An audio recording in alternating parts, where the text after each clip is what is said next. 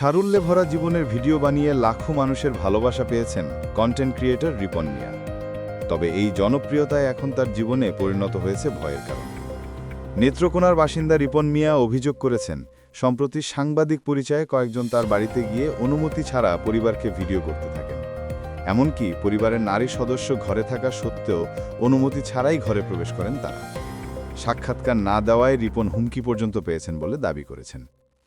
রিপন মিয়া বলেন, 9 বছরের প্রচেষ্টায় তিনি আজকের এই অবস্থানে এসেছেন।